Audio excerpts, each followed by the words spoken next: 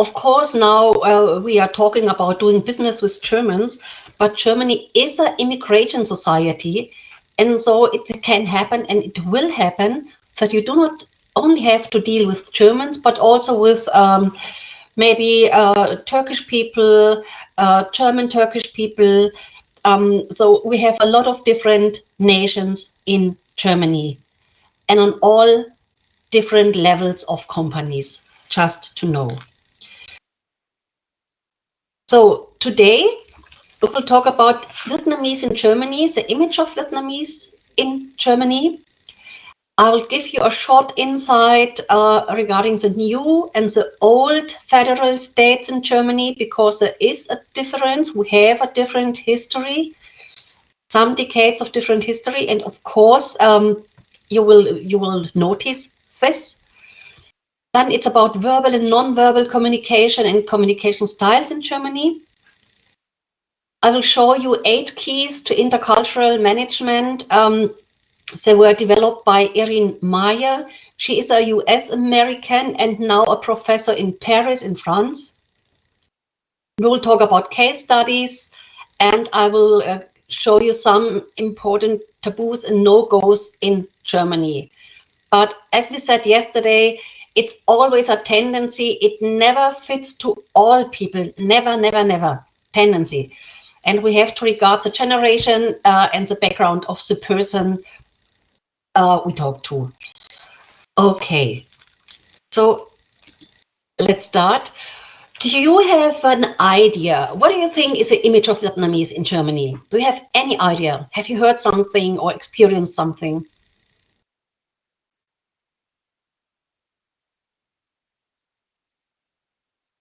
No one? Okay.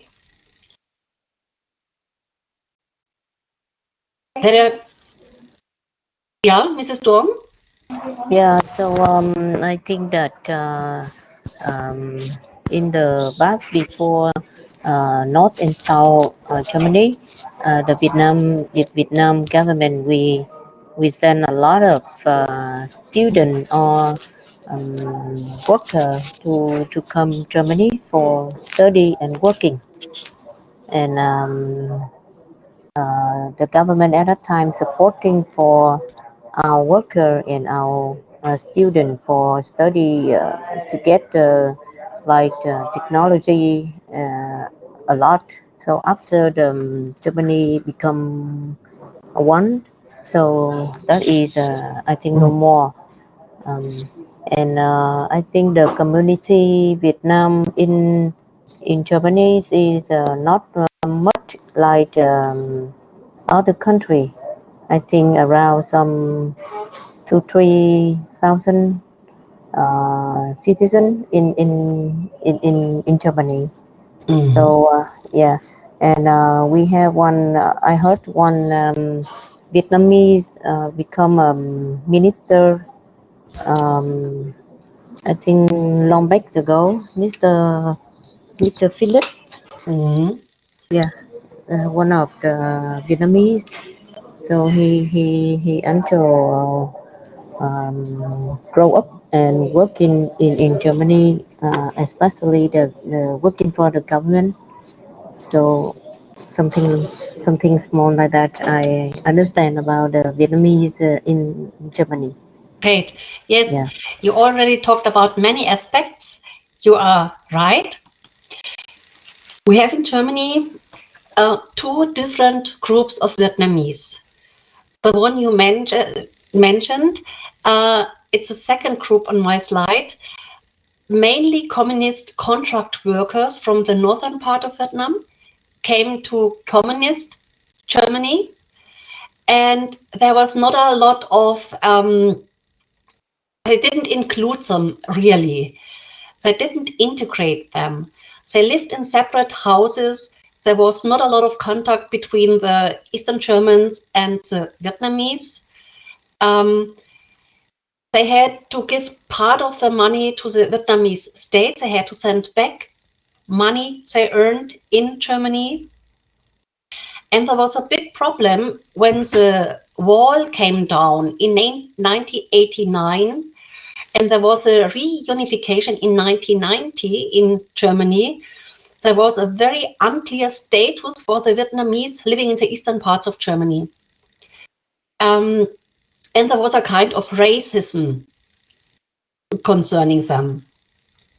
And in 92, neo-Nazis from the eastern part of Germany set fire to a house where Vietnamese people lived in. It was really a shame for whole Germany. That is the one group. And the other group, they arrived in the late 70s. They were called boat people and were refugees from the southern parts of Vietnam, South Vietnam. And they got language courses. The western part of Germany paid for this. There were a lot of social workers who cared for them, and they had the right of permanent residence at once.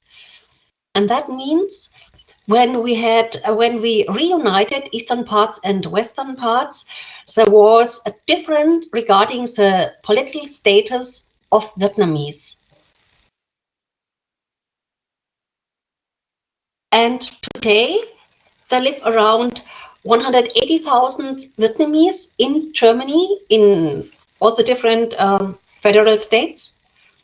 And an above average number of the children visits high schools and universities.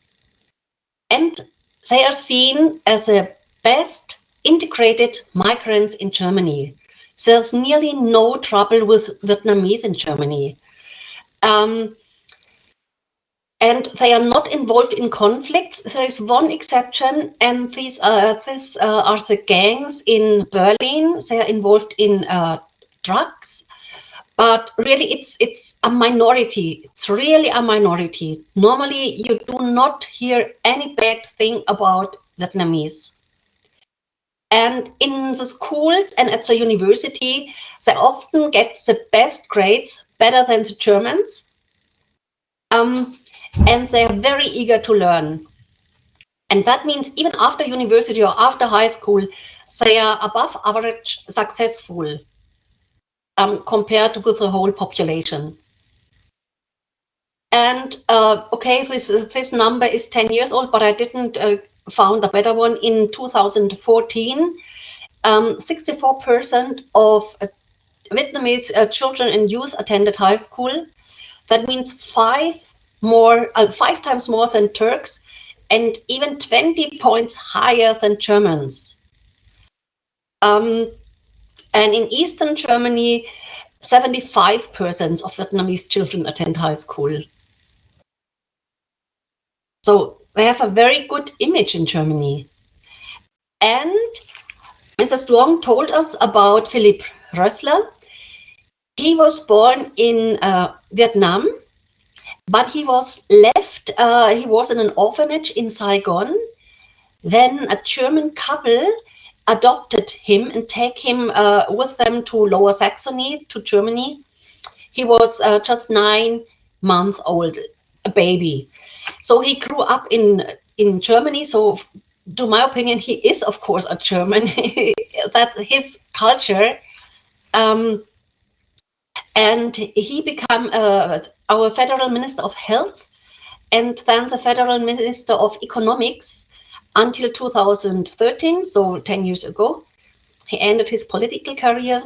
He was vice chancellor and for the FDP, for the Free Democrats Party, the chairman. Then after that, he was a managing director and a board member of the World Economic Forum Foundation in Switzerland. And he's a consul for Vietnam in Switzerland since 2021. So a really steep career.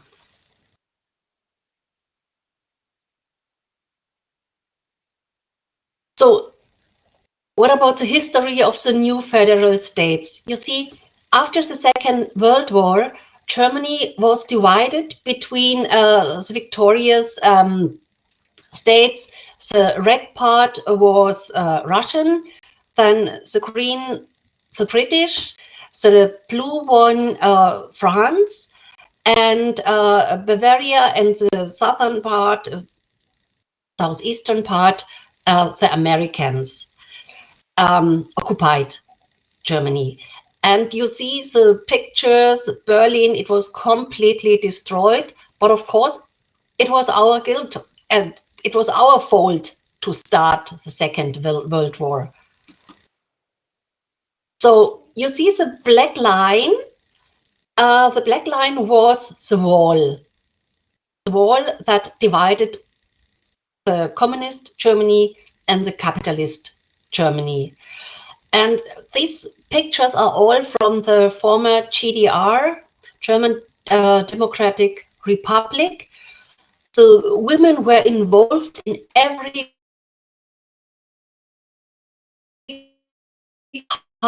they did not, nevertheless, they still had to run the family more than men. The president was Honecker, the guy you see on the right side, and there were only two kinds of cars, the Trabi and the Wartburg.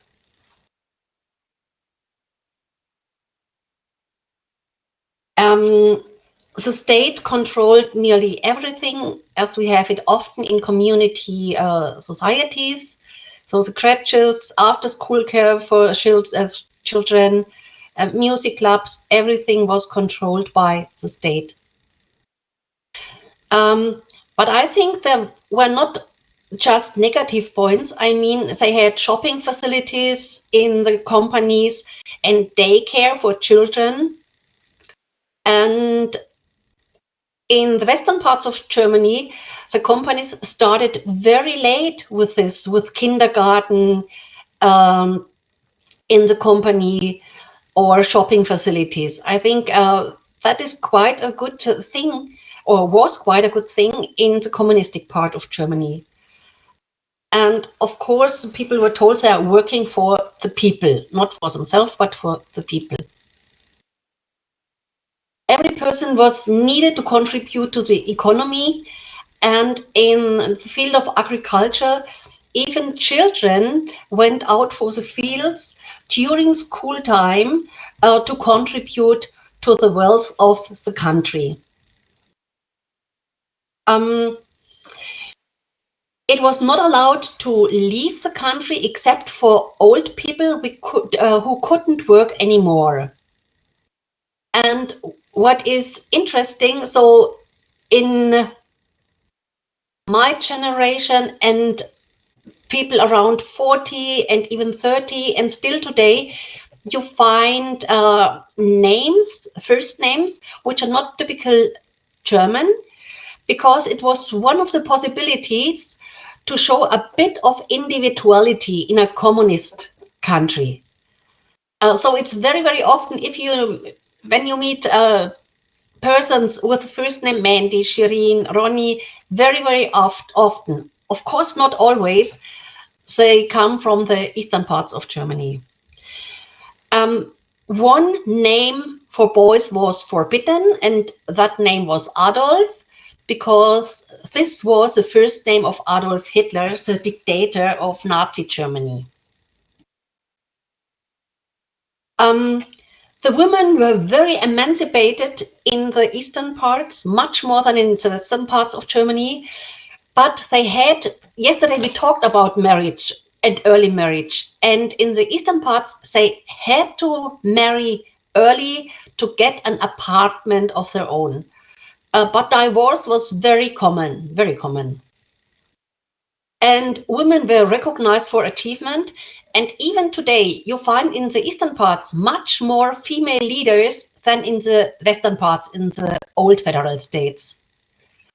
And theoretically, they got the same wage like men. It wasn't the case.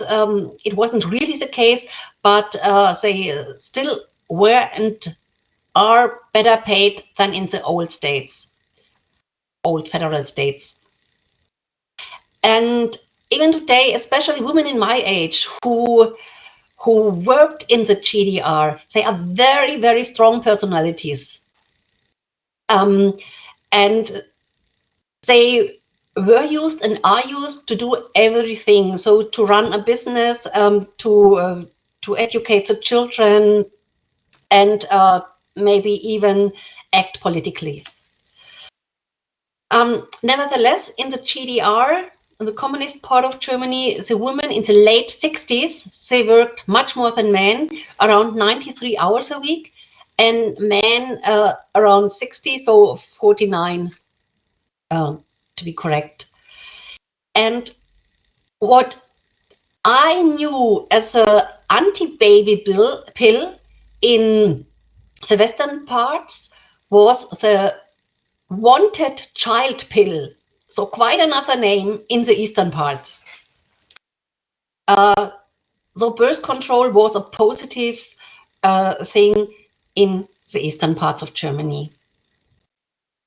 And then, we had our chancellor, our last chancellor, Angela Merkel.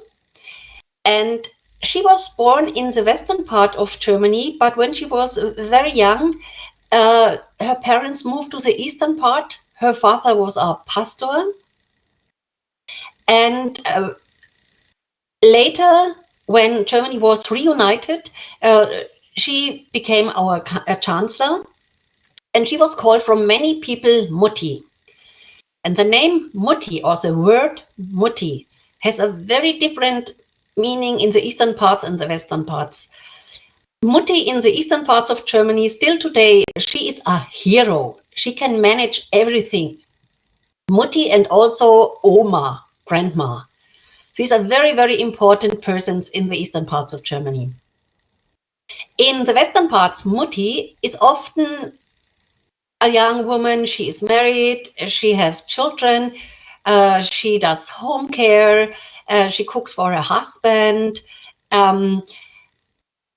She's not always financially independent. So, of course, not for every woman this is the case, but there is a tendency, Mutti and Mutti are different, have a different meaning in the both parts of Germany.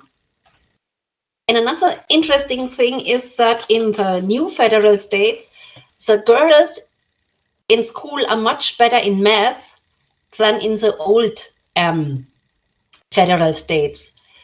And that shows that there were more role models for them they could follow. Yeah, is there a comment? Yeah. I have one small question. So last time from the lecture of Soren Feika, so we know that federal Germany has a complicated system with states, federals, like each a part of it like reflects different things, but like for example, during the time when Merkel was in charge, and then is it like reflects the willing of Germans in total in populations, So or sometimes yeah, I mean like for the policy export and imports and the things, yeah. I think it's like it is in politics. You will never fit for all people. But to my opinion, she was a strong woman. She was a strong chancellor. The economy wasn't bad during her time. It's not the party I would choose, but I think she did a good job. I think so. Yeah. And I mean, she was a symbol for both parts of Germany. We shouldn't forget that. But nevertheless, of course, like every politician, she also had enemies. And especially at the beginning, there were men from the western parts of Germany who really tried to fight against her. She didn't want her to become the chancellor. She really had enemies, but she was strong and she did it, and she made a good job. Does this answer your question? Yes. Yeah. Okay. Well, Yeah, she's always be the one I admire and most of respect. Yeah, yeah. And I think at the moment, I think it's a bit unfair. A lot of politicians say, yes, she made a lot of mistakes during her time. But I think every politician makes mistakes. And it is still in Germany. And the Germans always think they have equality between men and women. I think that's a joke. As a woman, you are still measured much more strictly than men are. It's still harder for women. And I don't say this because I am a woman, but you can observe it when you are in Germany. Yeah. Absolutely agree. Yes. But thank you. Then,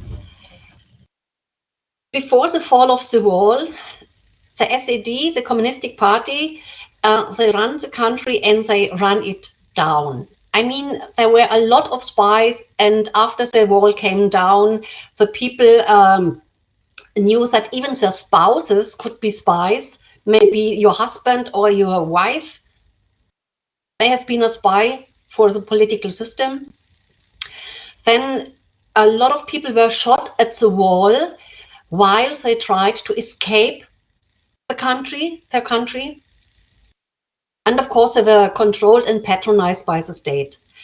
And then in 1989, the Monday demonstrations in Leipzig, in the city of Leipzig, started. Every Monday, people, young people, old people, they gathered to demonstrate against the regime because there were nothing, they had no futures. There was not enough to buy. They didn't see a future for themselves, especially the young people and for the children. And so it came to a mass exodus. They wanted to go out. They wanted to leave the country to go to the western parts. And then there was one press conference when Günter Schabowski said, yes, they have the freedom of travel at once. And then the gates opened and they came. And of course, not only they came, and the Western people went to East Germany to see what's it about. So there's a very interesting book. It's only available in German. It is written by two women. One was born in the western parts, one was born in the eastern parts, in Gotha, eastern part, and Konstanz, western part. And the title is, Do We Really Agree? Sind wir uns wirklich einig? Do we really agree? And they write about the unfair deals at the beginning. I mean, the West Germans, they sold their old cars for a very high price to East Germans because they only had two types of cars. I told you, Wartburg and Trabi. And the first thing, I mean, to me, it was very surprising, but the first things they wanted to buy were cars. Then the hopes of the people in the eastern parts have not been fulfilled. There was a gap regarding the income, for example. And the people in the western parts, they were angry because they had to pay contribution to build up the eastern parts until 2021. So until 2 years ago, we had to pay for the eastern parts, for the new federal states. Then nowadays there is a kind of Ostalgie, not nostalgie, not nostalgic, but Ost means east. Istalgie, people who lived in the GDR, in the former GDR, so nowadays think, no, it wasn't bad at all. It was our youth. And now you can find chocolate. It looks like the chocolate in the former GDR or a schnapps liquor, but the quality is a better one. But they love to have old products. And if it's only by name, it doesn't matter. And some forget about the control of the state. Some forget about the murders at the wall. Some forget that they were enclosed, that they couldn't go out, couldn't leave the country. But even nowadays, I think there is not enough information in the German newspaper about the eastern parts of Germany. In the main newspapers, for example, at Zeit, called The Time, or Süddeutsche or Welt, when they write about Germany, mostly they write about West Germany. And still today, we have no professorship in East German history at the universities. And I think we have to have it. And in the Western parts, there are only few East Germans in top positions. Yes, and underrepresented in the media, I already told you. So, and what about the women in the BRD, in the western part of Germany after the war? They were called the rubble women because they put away the rubbish, the debris of the bombed houses. It was really hard work. Then there were a lot of displaced persons who came from the eastern part of Europe, today's Poland. They fled not to become a prisoner of the Russians, mainly. The women in the western parts, until 1958, a man could terminate a woman's contract, and he manages her money, her wages. And if a husband didn't allow her to go to work, so she was forbidden. Nobody would hire her without consent of her husband. And I mean, 1969, women were legally competent, and until 1977, the woman had to ask their husbands for permission to work outside. And only in 1997, sexual violence within marriage was criminalized as rape. So I think very, very conservative.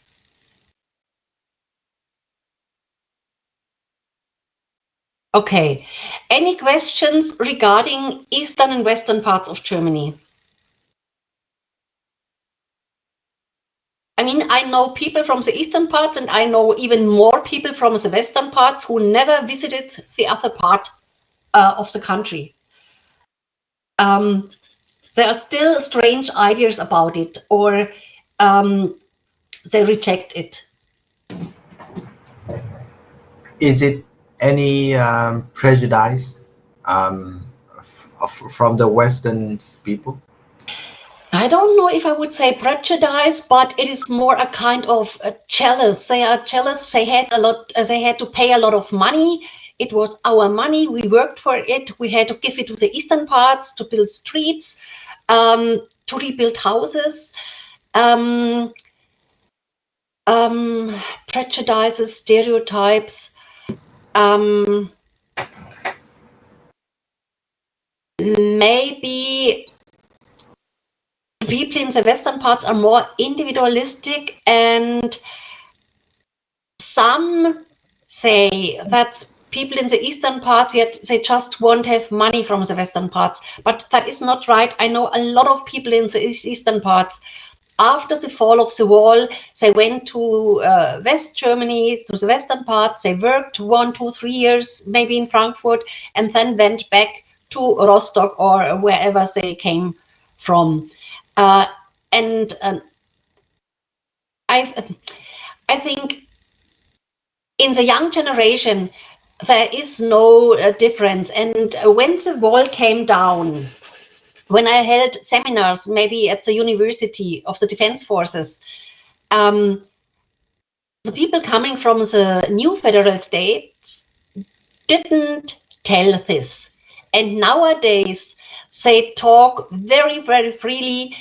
They make jokes about each other. So it's a lot better. And I think in the young generation, there are no problems at all.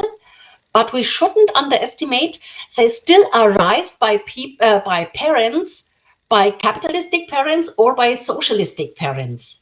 And that is still today there is a difference, but in the young generation, no more a problem, I think. See. Yeah. Okay, good. So, when there are no more questions, marriage, in some countries, marriage is between families. How is it in Vietnam? Would you say marriage is between two individuals, or do you think it's between families? How important is a family when you decide to marry?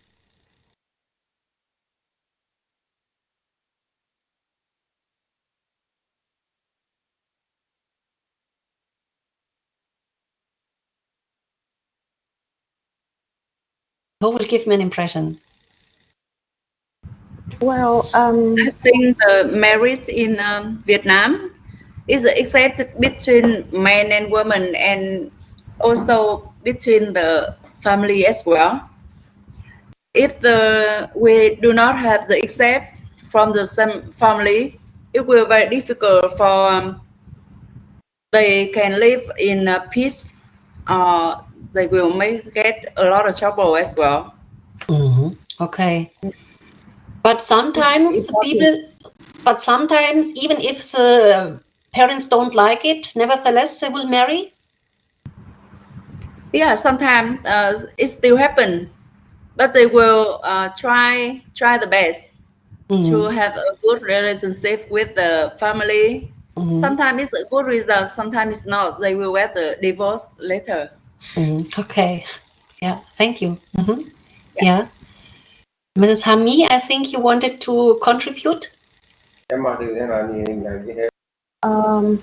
Yes, yes, it's the same as Miss Hannah just said. Marriage now for the younger generation is mostly depend on individuals, but of course the parents, as an Asian culture, the parents make a part in that also, and it also has a problem between marriage between the big city and the small city. So, for example, for bigger city like Hanoi and Ho Chi Minh, this happened in both Vietnam and China. For the bigger city like Beijing and Shanghai, you have the certificates. It's called HOKO. It's a certificate of resident. So many family from Hanoi or Ho Chi Minh, which is bigger city, more developed city, they wouldn't want their child to get married to someone from other smaller cities because they think that the girls or the boys is taking advantage of their child. So that happened also. That still happened between like my for my friends who are the same age as me. So like after the 90s. But yes, but most of them are trying to get over that,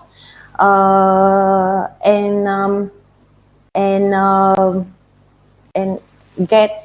Of course, they would like to have the blessing of their parents, but if their parents don't accept it, they will try to work around that.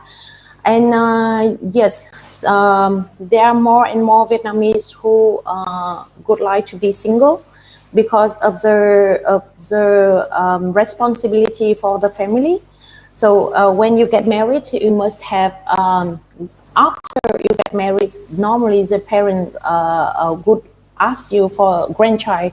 It's a topic in the family. It's not your own decision. So the family would make pressure on you so that you have a grandchild for them. And many young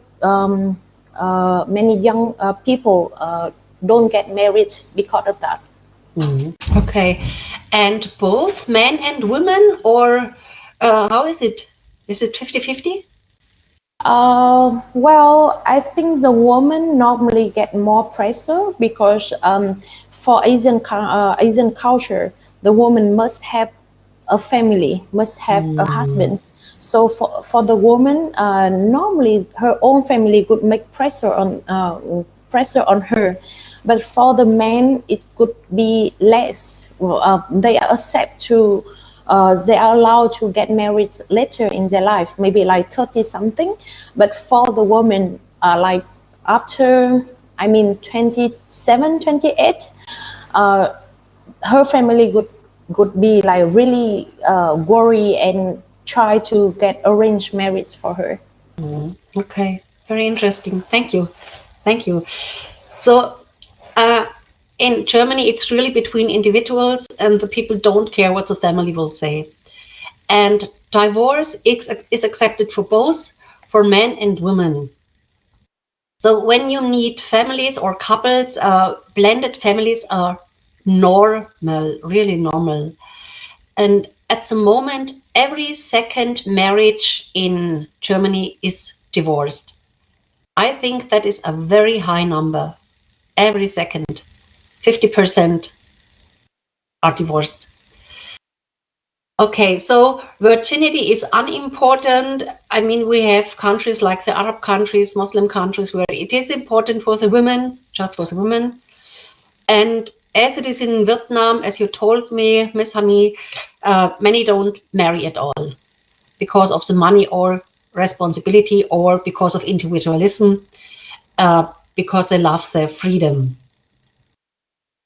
And not only couples live apart in the big cities, but nowadays many have a long distance relationship, because the companies, maybe today you work in Munich and then they offer you to go to London for a year.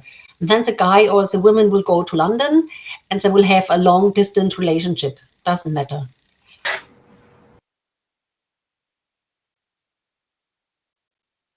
So what about religion? You see the green part on the right picture. The green part are the new federal states, and many don't have a religion at all because they are raised in a communist country or educated by parents who had no religion. So where should it come from? And let's go to the left side. The blue ones are Catholics, the dark blue. The light blue are Protestants. The yellow are different religions. The gray one are Muslims in Germany. And the biggest part, the yellow, not yellow, the orange part, have no religion at all. And of course, most of them live in the new federal states. But religious or not, sometimes it's hard to answer. The question is hard to answer because the people, they go to church when it's Christmas or Easter. Yes, some are religious, really religious, and some, they have the religion. They don't leave the church in an official way. Some stay in the church because they like the Christian ceremony when they marry. Some just stay in the church to be married by a priest. So I think very different aspects, depends on the individual people or it's the individual. So now I have a short story for you. What do you think? I will read the story and then you will decide which one behaved best. And you will give me numbers. Who behaved best is number 1, then number 2nd, 3rd, until number 5. Who made a bad decision, maybe. So the 5 people you will meet in the text stand for different values and norms. Yara is a young woman around 21. She has been engaged to Adam for a few months. The problem is a river that separates her from her fiancé. It's a deep, wide river full of hungry crocodiles. Yara thinks about how to cross a river, so she wants to visit her fiancé.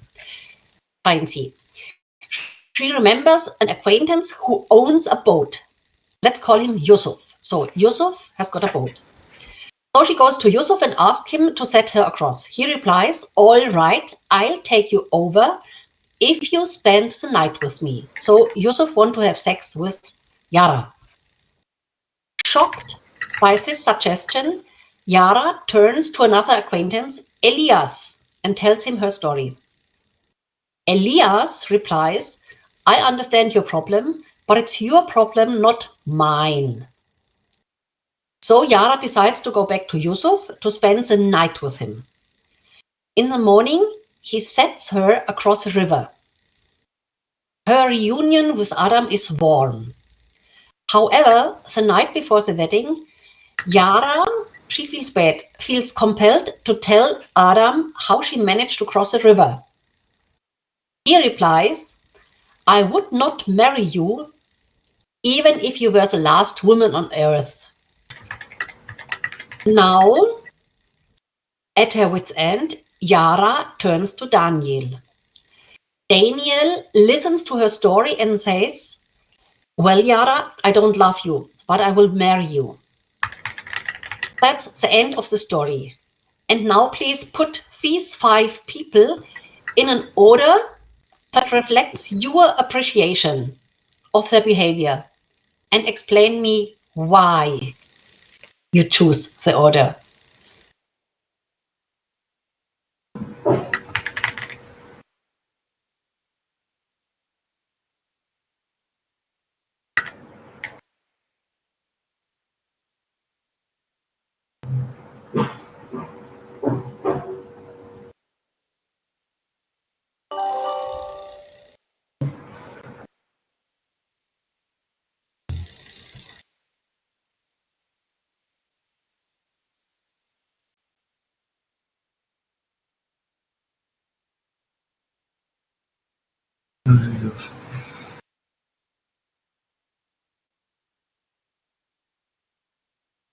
So give me an example. Who behaved best to your opinion? And why?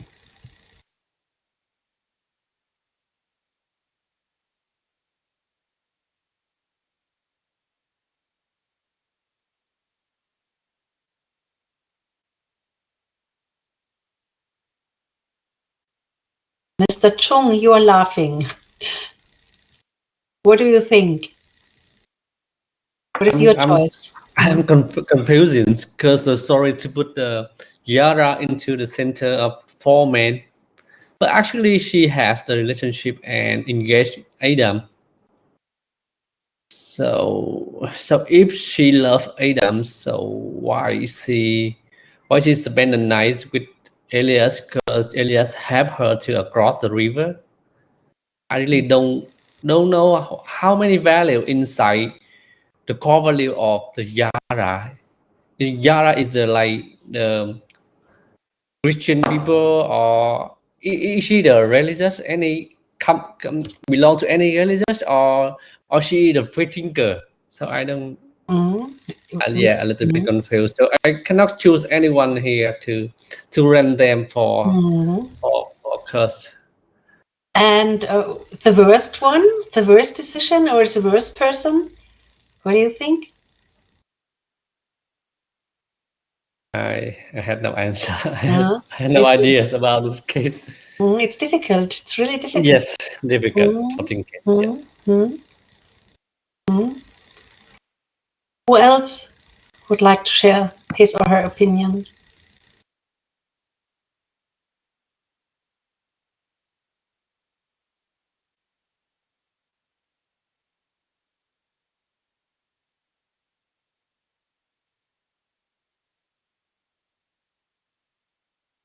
What person do you like most of these 5 individuals?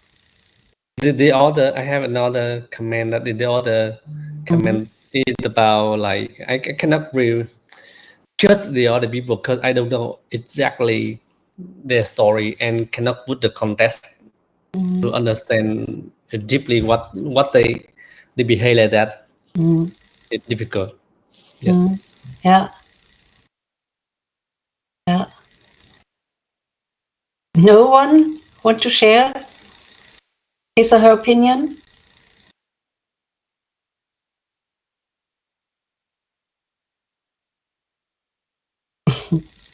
Okay, let me do. Thank you. Because now we study about the Vietnamese and Germany, so I think this story for understand the different thinking between, okay, I'm Vietnamese and you are Germany.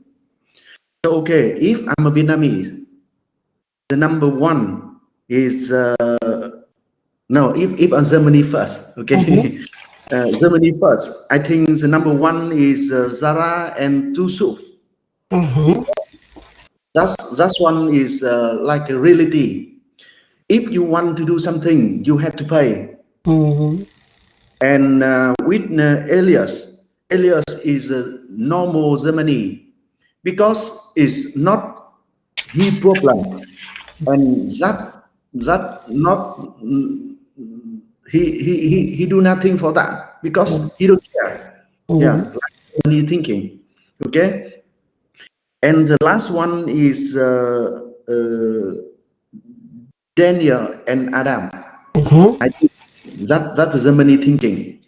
But in Vietnam or Asia, we believe about like origin, about the merit is should be like we appreciate about that. So in Vietnamese, the Zara will be on the last, like a number 5. So I that's the difference. Yeah. And Adam is a middle because he knows the problem. He understands what Zara doing, but in Vietnam they cannot accept that one. Okay, but I think in Germany can be, yeah. And so the first one is Tusuf, Daniel, Elias, Adam, and Zara. So, yeah. Okay. Yeah. I mean, even when I do this exercise with Germans, the opinions differ. And some say, why doesn't Adam do anything? He is a guy. He should handle the situation. So it's really, it's quite different. But of course, there is an individualistic pattern in it. And I really think it depends on the individual. And it depends on the role of women in society. And that's it, why it differs a lot. How participants of the workshops, how they judge the persons. Yeah. Okay, good. Let's go to verbal and non-verbal communication, because that is very important when you meet your business partner in Germany. The scientist Morabian, he told us when we talk to people, only 7% we will only 7% it's important what say. So the content, it's less important. The most important thing is the body language. And I think you know that the body language across the world can be very, very different. We have people who are very expressive, for example, in South America, Brazilians, or in South France when we stay in Europe.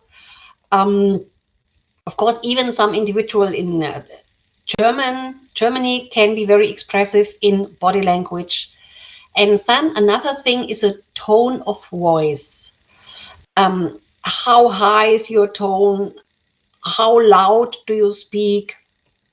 That we have to keep in mind when doing business with people from other cultures. So, and non-verbal means not just gestures. It is the whole appearance. For example, clothing. How are you dressed when you meet the first time your German business partners? What is your hairstyle? Which colors will fit for the first meeting? Then the paralinguistics, which is a tone of voice and the loudness. Another important thing is eye contact. How often do you make eye contact? Are you used to look straight to the eyes of your partner? Then the gestures, do you move hands a lot, winking, nodding, laughing? Laughing already belongs to the next one, facial expression. How often do you smile? Or do you keep a poker face? And then the seating position, is it allowed to cross your legs or to cross your arms, for example?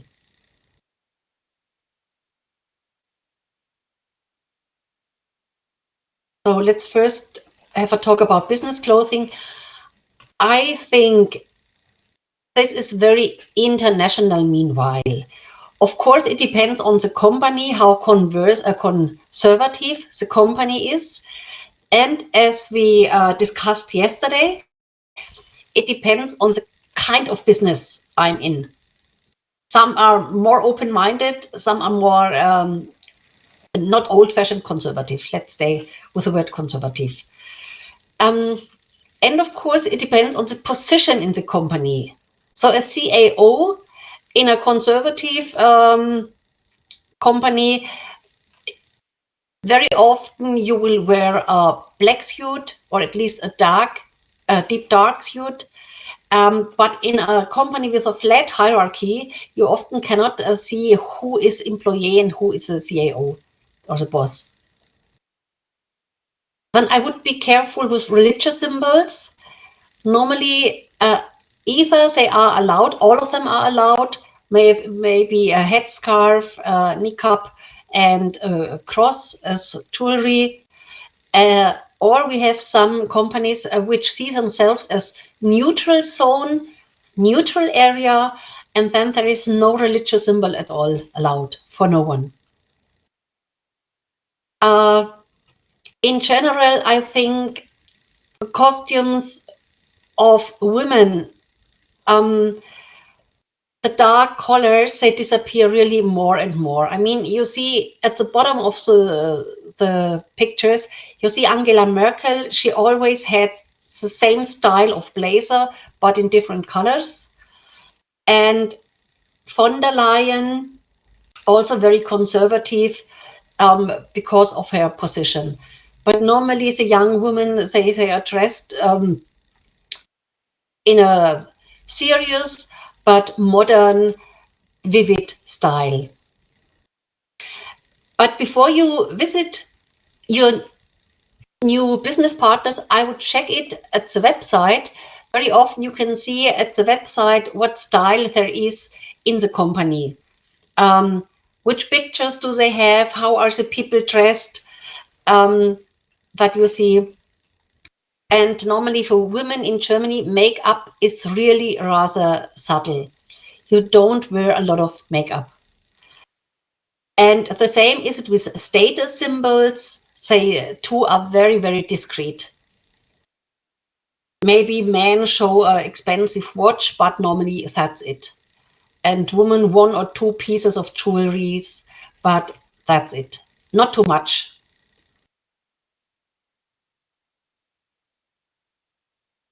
So then pointing with the index finger, it is normal, but you don't do it to people. That is very, very unpolite in Germany, to point with the index finger to a person. And then this okay gesture, it's normally a positive gesture. It means maybe you cooked a meal, oh, that is great. Or you like a product, oh, that is great. You did well. Because in some countries it's more negative and even really bad.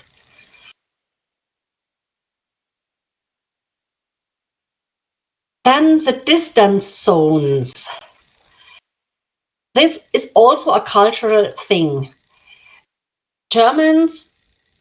Most Germans love to keep the distance, but of course it's a difference when you're in a room full of people. Of course you stand closer than in a room with only 2 people. I think you will notice it, because when you are too close to a German person, he or she will step back. She or he will make a step backwards. And so be a bit sensitive. And my experience is that in some Asian cultures at the moment, I think to a Philippine woman, she came always very, very close to Germans, and they didn't like it at all. And they even told her, don't come so close to me. How would you describe Vietnam, the distance zones of Vietnam? I mean, those of you who have been to Germany, did you notice a difference or not? Not at all.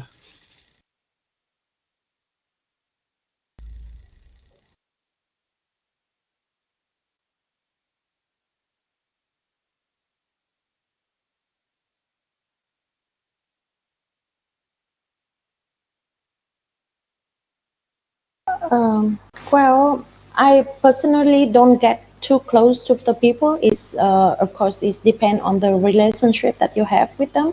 But if it's a business partner, I could keep the good distance between me and the customer. I think I can explain about the Filipino woman that you just said, because they have the Spanish influence, and the Spanish influence make that they get closer. They are warmer people, so they normally they hug and they kiss each other.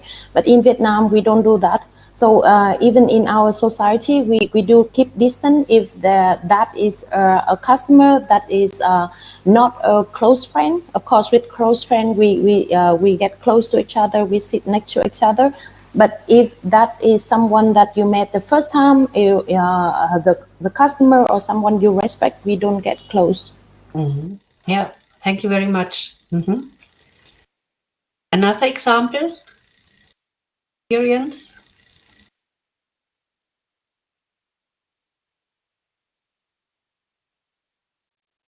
I mean, you can see it with this drawing left side, the guy standing in the middle, and the intimate zone with the family, for example, with the children, with the wife, is about 0.5 meter. Then personal with friends, maybe 1 meter to 120. And then the social, if you don't know the person, or in a very formal, maybe business context, meetings the first times, it's up to 3 meter. Okay. Then how is it with handshaking in Vietnam? Is it usual? Is it not usual? Do you shake hands or not? In business context?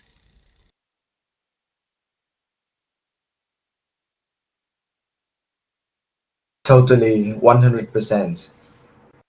We prefer handshaking in professionals. Yeah.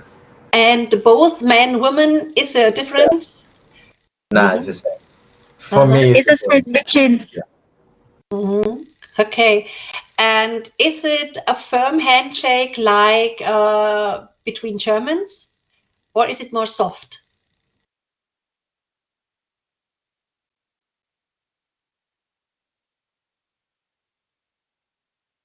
How would you describe it?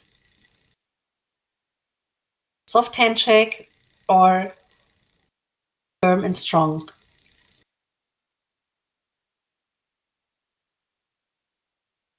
I mean, do you press the hand of your business partner in Vietnam? Is there a kind of pressure or not?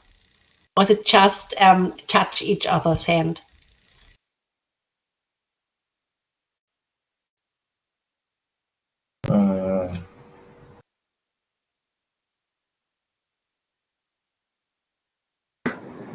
So, can I answer a question? Yeah. Ask your question. Yeah, Miss Wong. Yeah. Shake hand is okay for meeting or business, but for some of the me with my client, some Western, sometimes we can a kiss on the cheek on the this allowed or not? With friends, we do this kiss on the cheeks, Yeah. but not in the business context, not at all. And back to the handshake. In Germany, the children learn if you have a firm handshake, that means you have a firm and strong and honest character. And if somebody has a soft handshake, we think, oh no, he's a bit too sensible. He has not a strong character. Maybe he doesn't feel very secure. So it's a bit mistrust if somebody doesn't shake the hand really strong and really with a short press, with pressure. Yeah, Lin Nguyen. Yeah, I think a firm handshake is generally seen as a demonstrative of strength, reliabilities, but in Vietnam's culture, a firm handshake is often valued, especially in professional setting or during formal introduction. Okay. And it demonstrates professionalism and respect for the person you are greeting. And however, it's essential to also consider other aspects of communications and behavior when forming an impression of someone's characters. A firm handshake may contribute to a positive perception, but it is not the sole determinant of someone's characters. Okay, so you do it. I mean, you have a strong handshake in business context. I think it's depend on the circumstance, but a firm handshake may contribute to positive perception.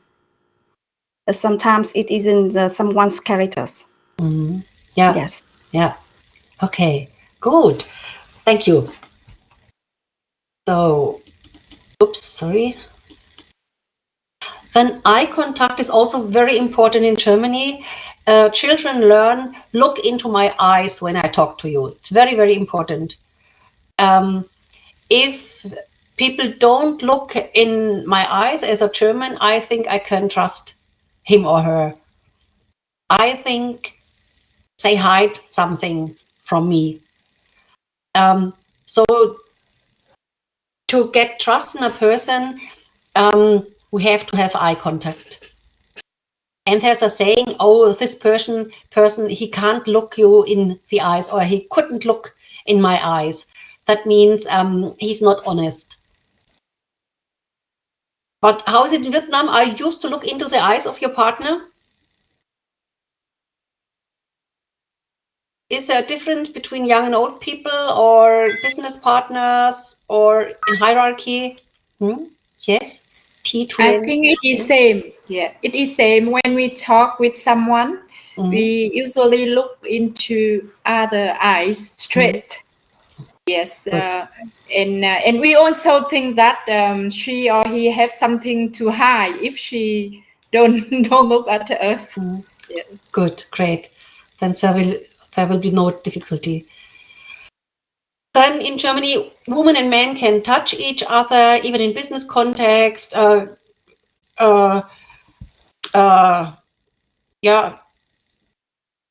the arm of your colleague, for example. And with friends, colleagues, and family, it's normal. But of course, we have even families. In some, they are closer to each other. In some, they don't hug in public.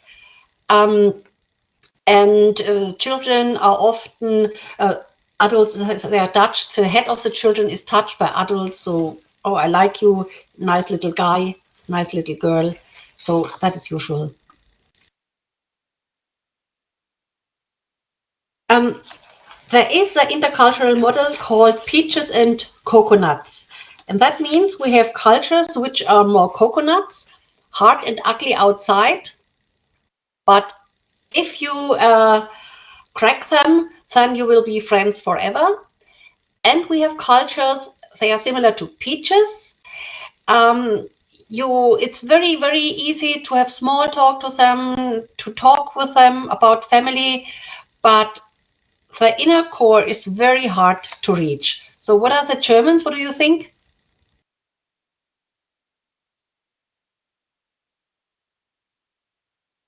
Peaches or coconuts?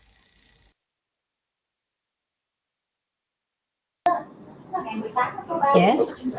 So I think that hard outside like coconut, but very healthy, good inside and warm inside, and very trustful for people like coconut. Yeah. I mean, thank you very much. You're right.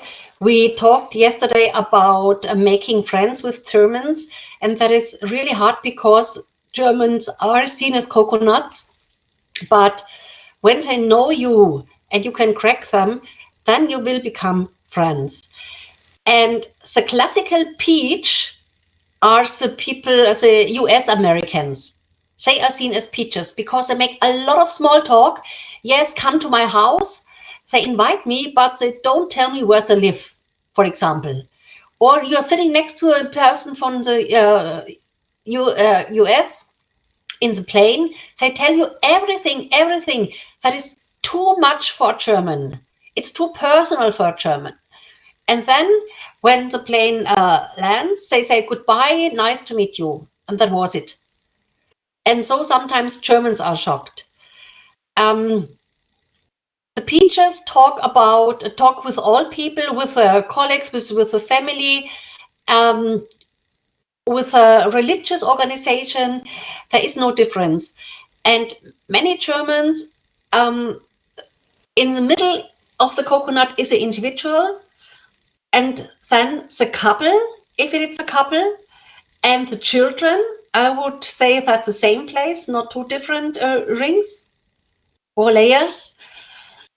But then this picture shows us the extended family. And for many Germans, the friends are more important than the extended family. That happens very, very often. So I would change this: first friends, then extended family, and then neighbors and fellow citizens.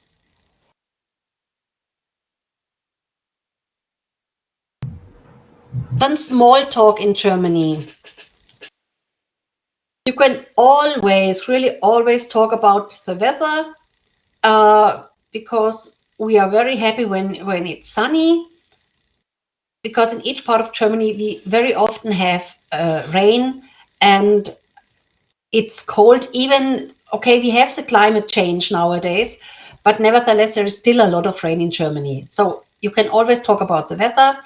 You can always talk about traveling. Where have you been? Where do you want to go? What have you seen in Germany already? Also, people will ask you about Vietnam. The Germans are very, very interested in foreign countries, for them, foreign countries. Then, at least with most of the German men, you can talk about soccer. It's a big thing. Another topic is on Mondays always: how was your weekend? What did you do? Where have you been? And very important for most Germans are the holidays, maybe winter holiday, summer holiday, of course, Easter holiday. Then you can talk in general about the job. What are you doing? How large is your company? This kind of talk.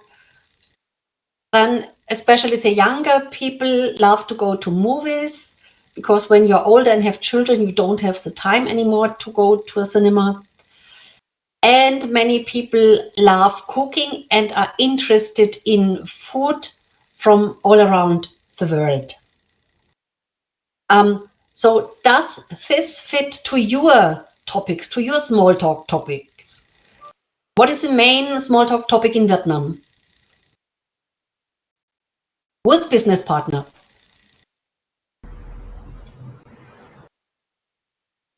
Mr. Nam Duan? In Vietnam, soccer.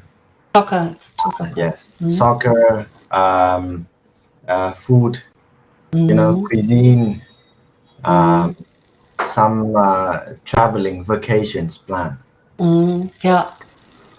But, So but it depends. It depends. Some group of mine, they have a big fans of religious.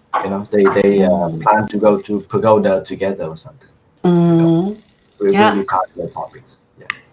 Yeah, and you see, there is on this list we don't have religion and we don't have family. Religion and family are both very, very private aspects for Germans. And in business context, it is too private, and especially at the beginning, it would be too soon to talk about religion. And Mr. Nam Duan, I mean, you live with Germans. Do you think these are the small talk topics for Germans, or would you add something, or would you put something out of the list? In fact, the private topics, we should not ask first. Just in some situations when the German friends they talks about that, and then we can continue to have conversation on that topics, because it means they open about that one. Sometimes some people talks about the health. Someone has to go to hospital to check something, or sometimes the people think, okay, I'm in the middle age and I want to spend more time for myself, and then we can see the signals that we can develop the topic. Otherwise, avoid that, because sometimes we just keep asking and makes them uncomfortable. Yeah, that's the case.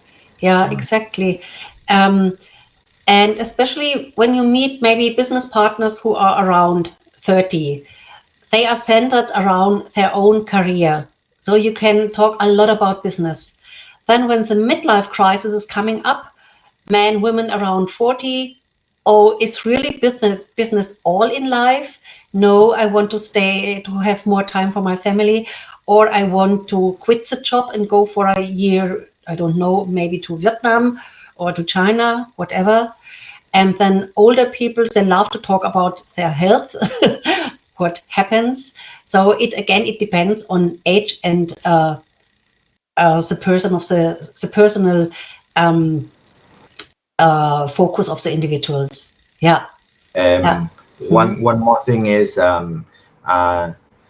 if we even for German or Western culture, so someone talks to us the private topics, and just please keep it confidential.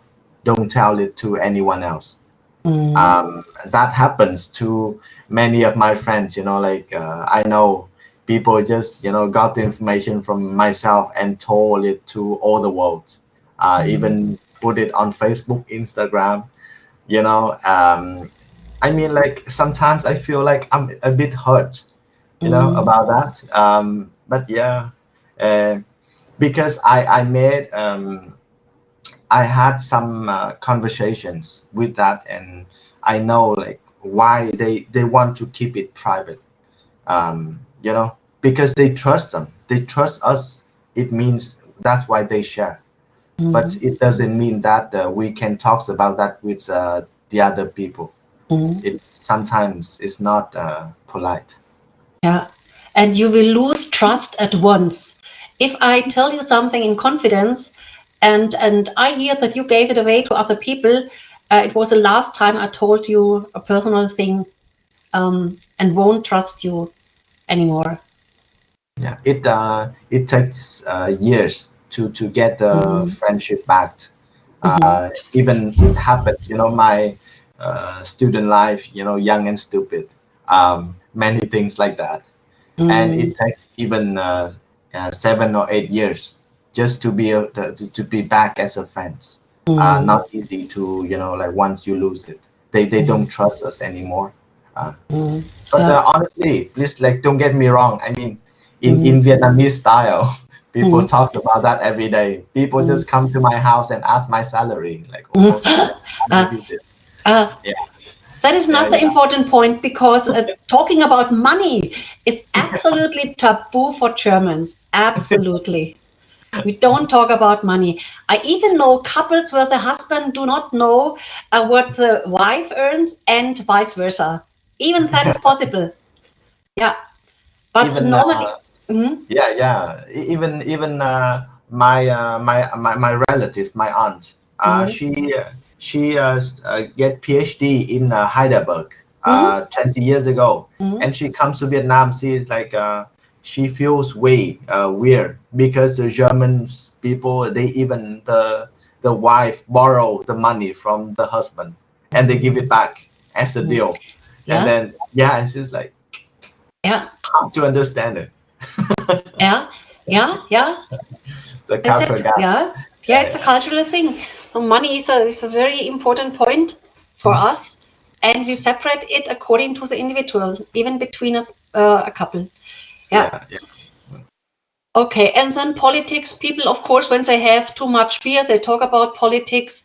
But normally, it's a point it's a topic you can very easily it can come to a fight very easily, and so we try to avoid it. And especially for women, we do not ask the age of the person. Women do not want to talk about their age, and even for men, it's unusual. It's not a common topic. Okay. What we use very, very often are the words thank you, danke, and sorry, or tut mir leid. We make excuses all the time. Sorry, oh, I hope it doesn't matter. And for everything, thank you. If the secretary brings you a cup of coffee, thank you. You give somebody a piece of paper, thank you. So that is very, very normal.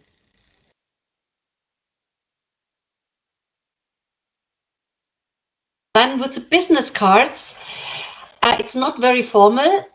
It's not like in Japan, one hand is enough. You do not have to use both hands, but you can if you want.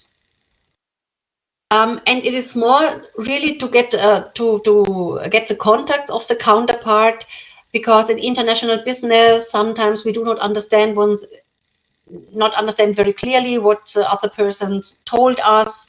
And so we don't have to write down the address. It's not really a ritual. It's a kind of information in Germany. You give me your card, I give you mine, and that was it. And it's even possible, a lot of Germans make some notices, they write on the business card. And they don't think that it's unpolite. It's for them, it's a kind of remember you, or add some additional informations, and they write it down to the card. So how is a business card ritual in Vietnam? Is it similar, or is it more formal like in Japan? How would you describe it?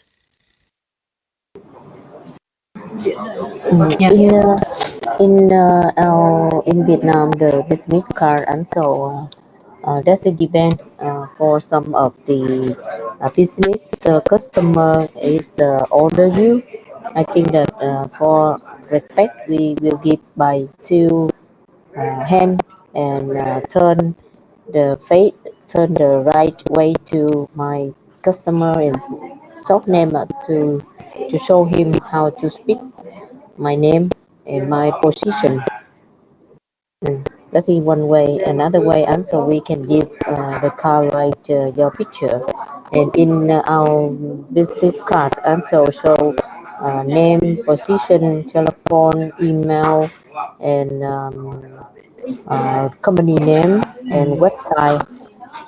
Yeah. Okay. Good.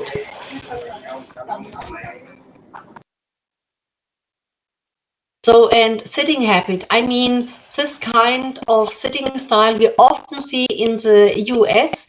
Even the president often has his shoes on the table in the White House. Obama was sitting very relaxed with shoes on the table, or Clinton very relaxed. That would never happen in Germany.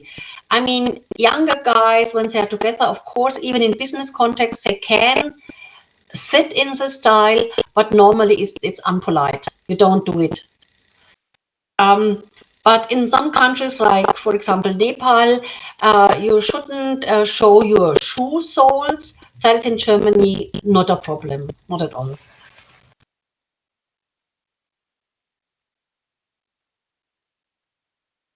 Then the business lunch. I mean, many people around the world, they talk about the German style to pay. And that means everybody pays for himself or herself. But in business context, when you are invited, the person who invites you pays, usually. But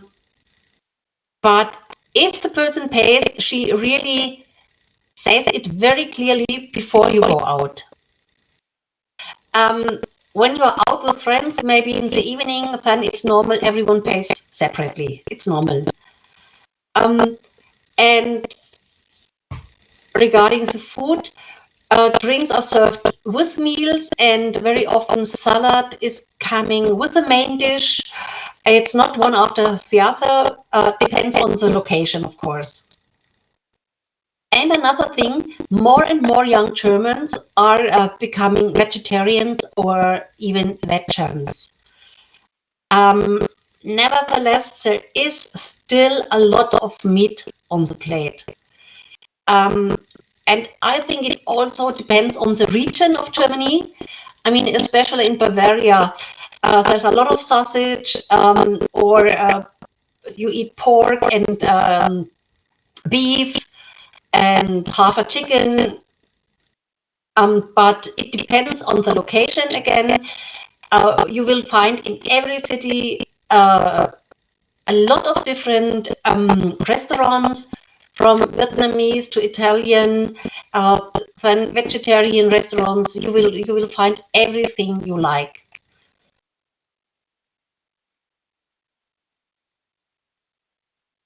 Okay, any more questions to the food or business lunch, dinner? Any questions or comments or experiences you want to share?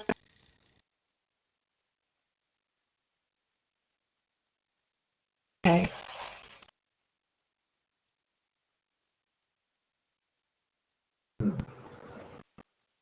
Mr. Namdong, did you want to make a comment? I just think if on the busy trip, when I meet the potential partners, then if we have lunch together, so should we pay or let everyone pay it separately? What is your recommendation? Who made the first contact? He, your business partner, or she, or you? Who made the first contact to meet? Well, normally in this case, I make the first contact. I contact them. Mm-hmm. Yeah. I would love to pay, but I don't know like how to make it properly. Then if you are the person who contacts the German business partners, I would offer to pay for all of you.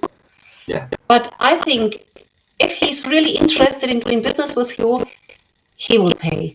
He will say, no, let me do it. Yeah. But yeah, I would offer to pay. I would offer to pay. Yeah. Mm-hmm. Okay, noted. Yeah. Yeah. Mm-hmm. Anything else?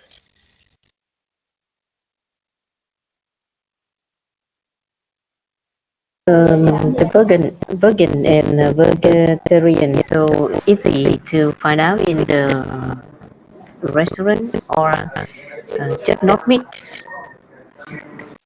How do you mean? The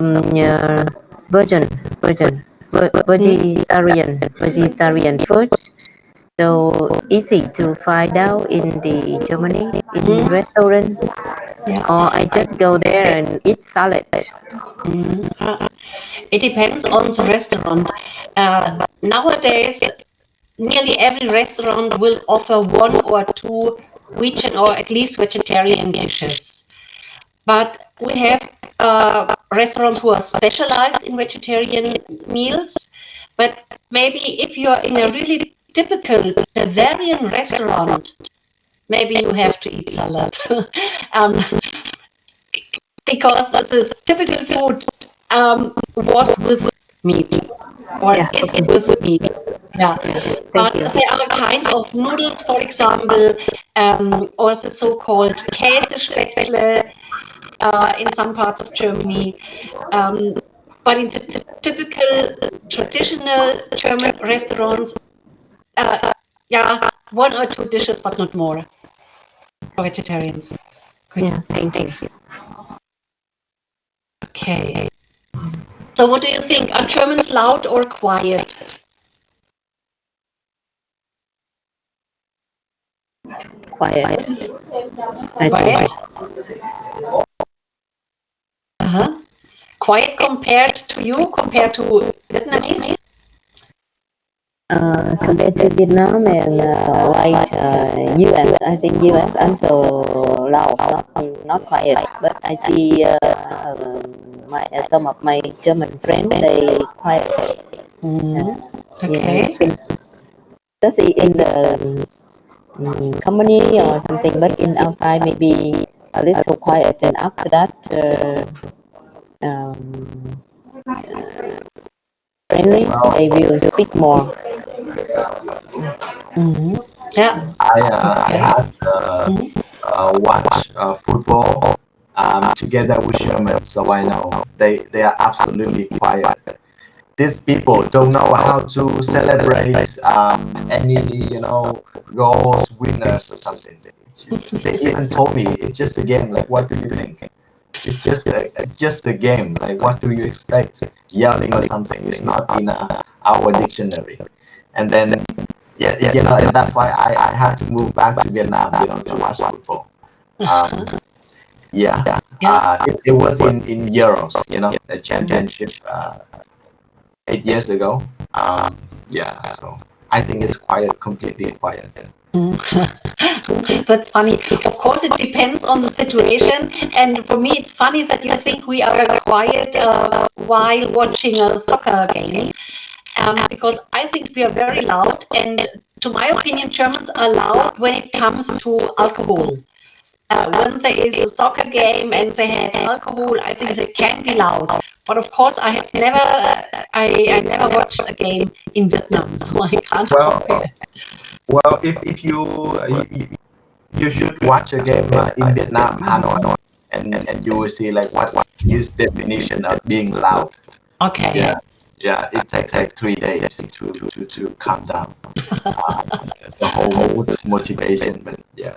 Okay, that sounds fun. Good. And the second question, any other behavior you noticed during meetings with Germans? Did anything surprising happen?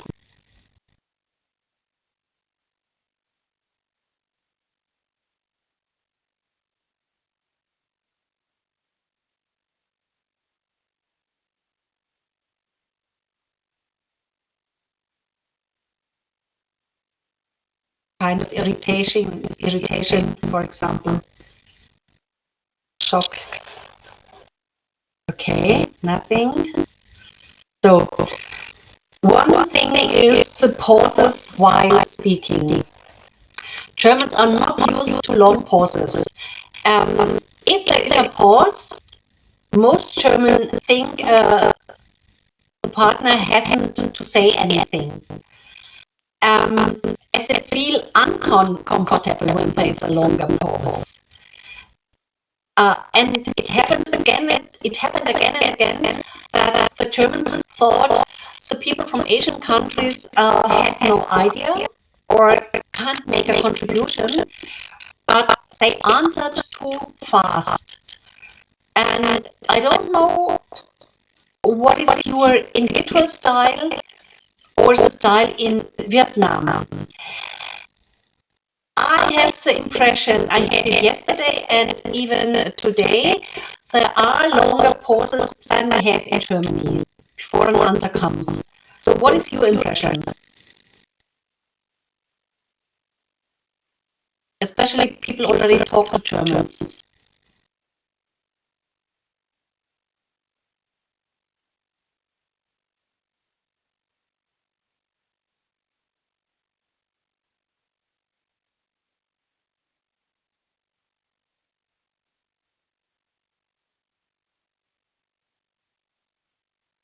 Or is there no difference? Yes, I think there's a difference because for Vietnamese, we have a phrase that think twice before speak once. It means that we normally take more time to think about our response before saying that. Because when you say it out loud, especially in a business relationship, it means that you commit to your work. So you should consider the work carefully. From my experience with Germans, like with friends, with potential business partner that I have met, yes, I do see that they tend to respond quicker, like as soon as possible. Yeah, exactly. As soon as possible. We've always the feeling somebody must talk, and it's very, very uncomfortable. Even 2 or 3 seconds to wait is uncomfortable. Yeah. Good. And what about smiling? It depends, of course, on the individual, and sometimes there's a difference between men and women. Women are smiling more often. It's a kind of socialization, a kind of education. Smiling to us means being friendly, being open-minded. And when we laugh, it's really because we have fun, because there was a joke we liked. But we do not laugh because it's maybe an awkward situation or a situation I feel insecure. We laugh when it's funny and when there is humor. Is there any difference between Vietnam and Germany? Have you noticed a difference, or would you say it's the same with us? Smiling and laughing.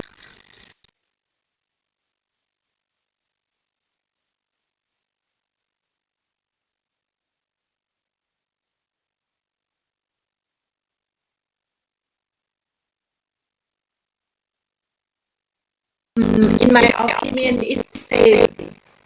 Sometimes, of course, in some cases, people still laugh, but I think it's people now understand that it's not polite. Yes, so I think it's same. Okay, so in this context, we say good, so no problems.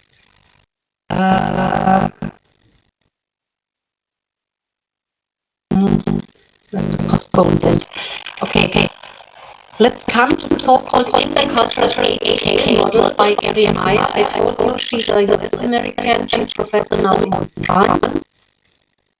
And she developed or found out about the 8 keys in international businesses. These 8 keys are communicating. It's about low context versus high context. The next one is evaluating. Is it allowed to give direct negative feedback or not? Then the third one, how can you persuade a future customer or a business partner? So do you have to use principle first or application first? But how is the leading style in different countries? Is it more egalitarian or hierarchical? Then who makes decisions? Is it in consent or top-down? How can you build trust with future business partners? Is it task-based or relationship-based? Then what about disagreeing, confrontational, or are confrontations avoided? And the last point is scheduling, linear time versus flexible time. So let's see what is behind it.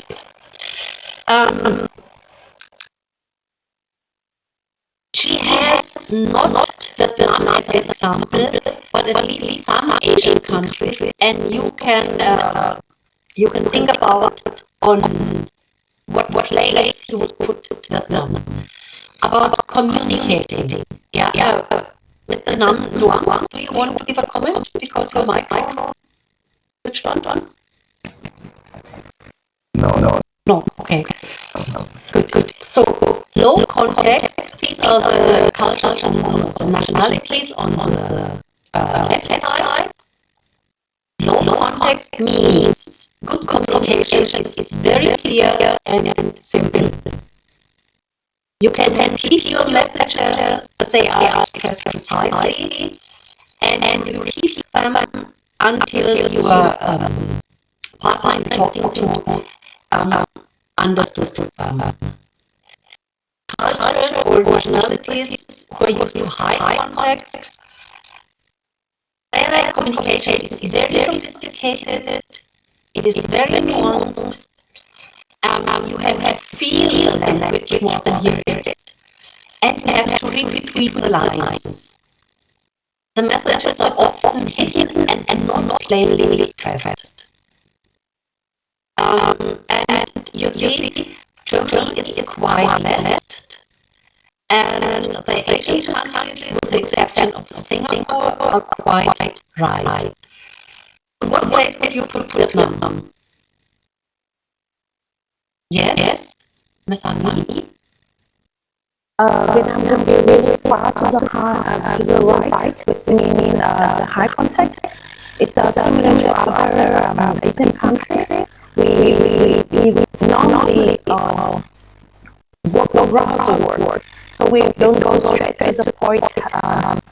I mentioned yesterday that my professional culture is an interpreter and translator, and believe it is really hard for me when I personally like and my colleagues also when we do translation between businesses or between politics and the higher level of the person that you are translating the words, it could be because through their word it could be like it can be minimized to very small level, but we have to walk around and other person would like go a long way before go to the bullet point. Thank you very much. Yeah. Further comments? Just one more comment. Yeah. Can you hear me? Yes, I can hear you. Thank you. I think that there's a difference between North and South of Vietnam. It's not I agree with that it's not the high context, but in the South it's quite different. It's less high context than the North. It is the people sometimes almost people say directly the idea but not so different. Okay, so you say it's a regional difference. Thank you. What does that mean? Do you agree with this?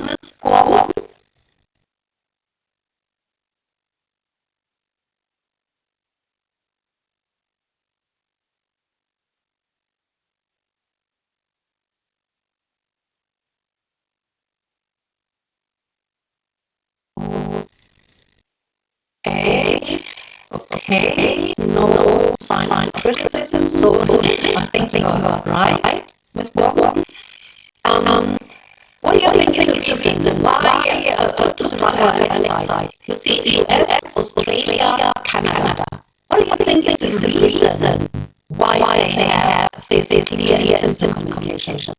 What is the reason behind it?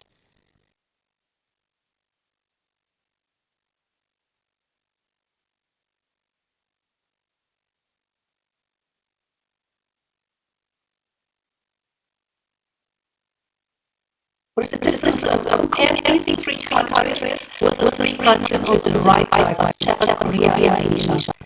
What is the difference?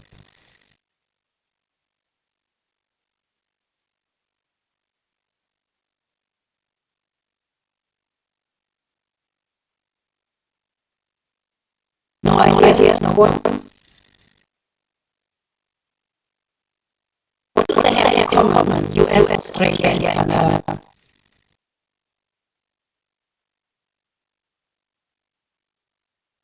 They're integrated societies. That means communication has to be clear, yeah? I'd say in women. I think Australia and Canada, like many other countries, with diverse populations, tend to value clear and simple communication. Exactly. And Australia and Canada are multicultural societies, diverse population from various cultural backgrounds. Yeah, exactly. That is it.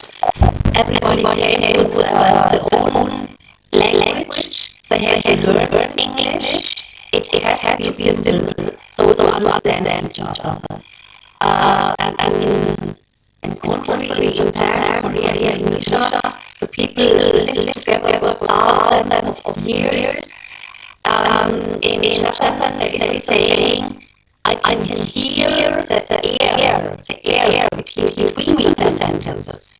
So we are used to this indirect kind of speech. That are the reason for the difference. Okay, so let's see the next. Evaluating. Countries on the left side are used to very direct negative feedback, and as other comes the right side, the more they are used to indirect negative feedback. So people give negative feedback, and you see Germany is again quite left. So you experience direct negative feedback in doing business with Germany.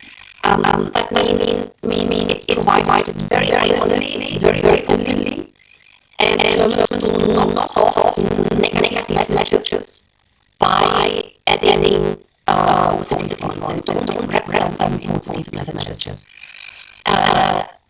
On the contrary, they like to say total. For example, in German, I would only say das ist total falsch, das ist falsch, that's wrong. I would say total wrong. So it's even worse for people who are used to talk in an indirect way. And you can criticize people in front of a group. Do not lose face, because you learn at school criticism, constructive criticism, help you to improve your abilities or your personality, whatever. And people who are used to indirect communication, and especially direct negative feedback, they provide criticism very subtle, in a very diplomatic way, and they often wrap negative messages in positive ones. And why should they say, oh, it's totally wrong? Maybe somebody from an indirect nation or culture would say, oh, maybe it's slightly wrong. Was slightly unprofessional. And very often criticism in these cultures, even in private face, with around you. So where do you put Vietnam? What place would you choose for Vietnam?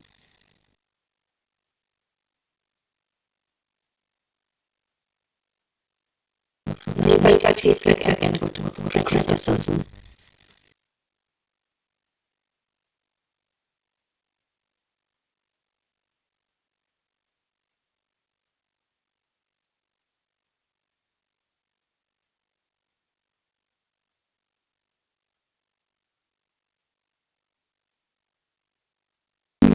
I think Vietnam is indirect negative feedback because because actually in my company it's difficult for me to manage the employees sometimes because if I say to them they mean angry or they mean sad or I don't know. But I'm the person who like to talk directly, quickly. So sometimes I got problem with the employees because of that. Okay. Thank you very much. Another opinion or contribution? This one. I think that in Vietnam, the people make hurt the people fight. So sometimes they say indirect negative feedback. That is like normal. But for my company, we are have to give direct and negative feedback from top to the toe. For some because have to give direct and negative feedback like that the people can learn and recognize the mistake or what they do wrong to correct. That depends sometimes in relation of department or position to say indirect or direct. Hey, thank you very much. So you told us direct negative feedback is possible top down.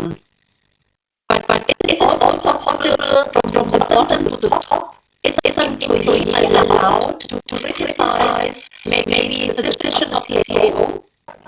No, I think that from CEO to talk to the low and direct negative feedback, but sometimes lower position they afraid or they feel shy or something they not direct feedback to higher management. Yeah, because in Germany and the Netherlands, both directions are possible. Everyone can even criticize very directly the CEO or the owner of the company. And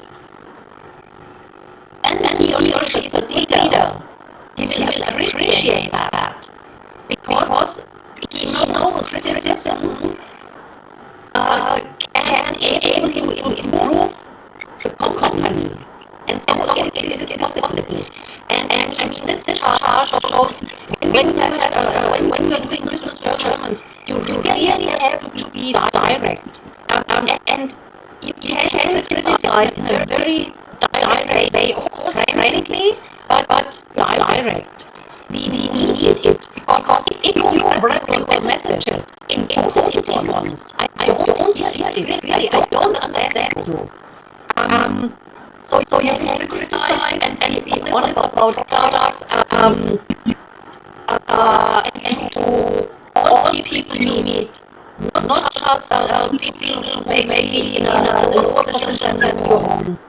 So be honest, show your critical points. Germany will like it. Because I know, yes, the person, she is interested in the product, she is interested in improving our relation, our business relation, our personal relation. I like it. Okay. So the next one, I This is just a cartoon about Germans, even the children, we like facts. It's a little less what they say. Sometimes I think Germans take things too far. Because even as a child, we love numbers to be very, very accurate. Okay, and then persuading. What it means is Germany in the middle, we have no Asian country. The nations on the left side, they love principles first. That means they tell us about theories, how they came to the conclusion, and they love discussions. And the right ones, they want to know what for I can use your product. For especially the Americans or in Canada or Australia, what is it for? Does it make my life easier? But you can see Germany is near in the middle. We need both. We want to know facts about your product, but of course we have to know is it useful or what I can use it. How many customers will buy it? So you have to prepare a mixture for your presentation. On what place would these Asian countries, Vietnam especially? Are you more interested in theories and discussions and facts and numbers, or are you more interested in hands-on? What for I can use it? Where's Vietnam?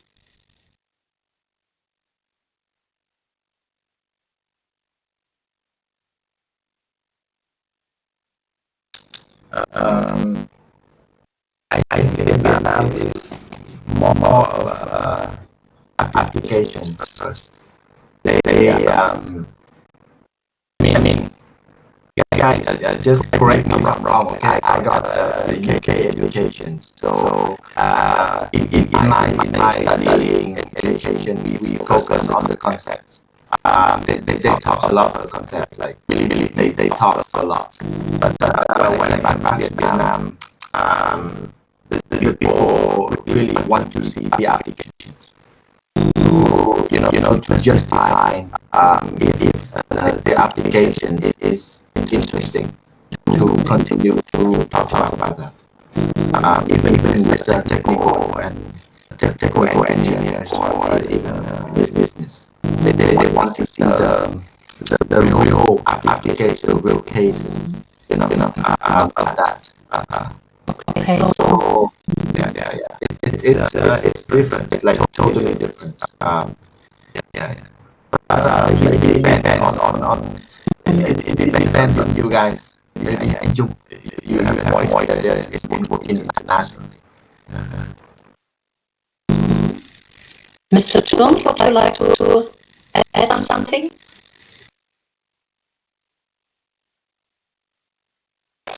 I can't hear you. I think you're muted.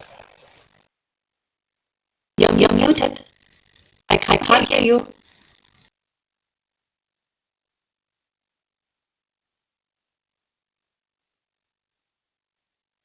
I can't hear you. Sorry. What about the others? I'm the only one who don't hear him, or do you hear him? No. Okay. Maybe we will be back. Okay. I feel an ensemble between the Germans and UK because Mr. Nam were educated, he studied in the UK. A lot of people from UK, they don't like the power presentations made by Germans. They are too long and there are too many facts in it. And they criticize Germans because of that.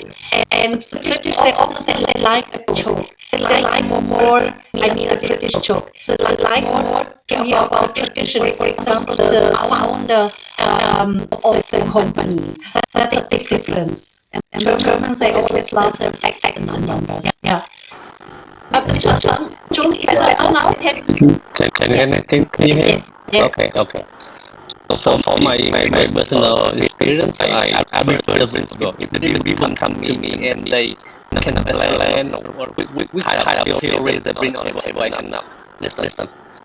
But what I observe my subordinates that they always to make things happen. That they want to bring something, like work, and they can negotiate with me about that one.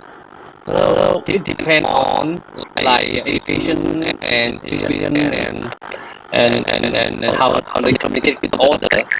I think Vietnam is in the middle of the ruler here because we are now in the good country, so we want to make something happen first, and then we want to do everything and to be able to usable later. So that's what I want to share right now. Okay. Yeah. Thank you very much. Okay. Then I see the name Lin Nguyen. Yes, for proceeding, I think in Vietnam's culture, the approach is more aligned with the application first method you describe. Because in Vietnamese situations, it's common to begin with tactical example or real life situation that illustrates the benefits or implication of a particular idea or proposal. By starting with concrete example that people can relate to, and it becomes easier to engage the audience and demonstrate the relevance of the message. And in addition, Vietnamese culture value tactical and tangible benefit. And therefore, when persuading someone, it's important to highlight how a particular idea, product, or course of actions can directly benefit the individuals or address their needs and concerns. Focusing on practical application helps to make the message more compelling and relevant. Okay, thank you. Very important points. Thank you very much. Okay, so let's see the next slide. That is leading. And I mean, as usual, it's a tendency. You see, Germany is in the middle.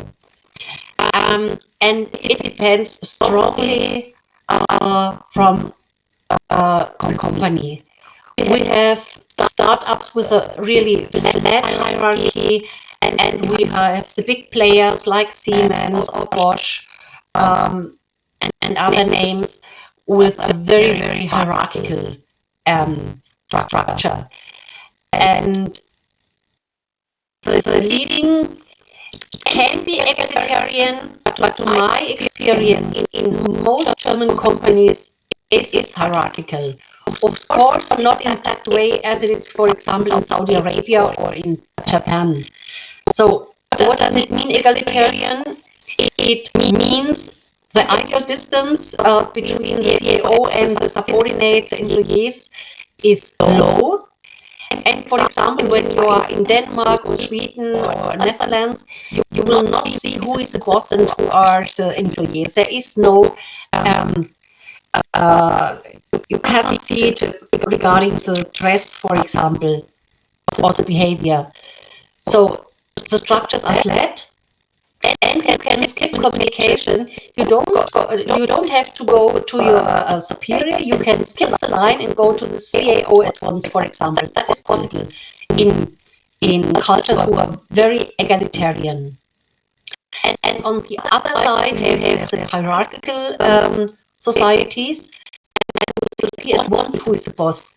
You will recognize it when seeing his dress, how he behaves, how he walks, even. You see it at once. So there's a big difference between the boss and the subordinates, the employees. And the people want him to be strong. They want him to be a leader. They want him to lead, and they want him to make decisions. And in hierarchical societies, status is very important, and that